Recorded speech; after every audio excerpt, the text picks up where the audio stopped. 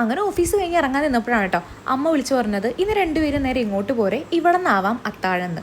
പിന്നെ ഒന്നും നോക്കിയില്ല, ഞാനൊരു ഇഞ്ചിക്കുട്ടിന് നേരെ പെട്രോളൊക്കെ അടിച്ച് 2 വീട്ടിലേക്കുള്ള മീനും സാധനങ്ങളൊക്കെ വാങ്ങിയിട്ട് നേരെ ചന്ദനക്കുന്നിക്ക് വിട്ടു. അവിടെ എത്തിയപ്പോഴോ മീൻ അയില അക്കോസേട്ടന് വറുത്തോ കറി വെച്ചോ എങ്ങനെയാന്ന് വെച്ചാ കൊടുക്ക്. ഇന്ന് വേണ്ടമ്മ, നാളെ. മുമ്പ് കുറച്ച് നേരം ഞാനോ അതിന് ഫോൺ നോക്കി ഇരുന്ന ചീത്ത പറഞ്ഞ് കണ്ണുകൂട്ടിക്കുന്ന അച്ഛനാണ് കേട്ടോ. ഇപ്പൊ ഫുൾ ടൈം ഫോൺ അഡിക്റ്റ് ആണെന്ന് അമ്മ പറയുന്നത്. കാലം പോയൊരു പോക്കേ. നാളത്തേക്ക് കറി വെക്കുക, വറക്ക എന്താ വെച്ചാ ചെയ്തോ. താങ്ക് യു പറ. വെൽക്കം. ചിക്കൻ പോർക്കും കായും മോര് കറി. ഇത്ര മതി എനിക്ക്, ഇത്രയൊക്കെ ഞാനും ആഗ്രഹിച്ചിട്ടുള്ളൂ. പിന്നെ ഞാനൊട്ടും ലേറ്റ് ആക്കാനൊന്നും നിന്നില്ല. അങ്ങനെ കായും പോർക്കും ചിക്കനും മോരൊക്കെ കൂട്ടിയിട്ട് കുമ്പ നിറച്ച് ഫുഡ് കഴിച്ചിട്ട് നമ്മൾ തിരിച്ച് വീട്ടിലോട്ട് പോകുന്നു കേട്ടോ. അപ്പം അത്രയേ ഉള്ളൂ. ബൈ.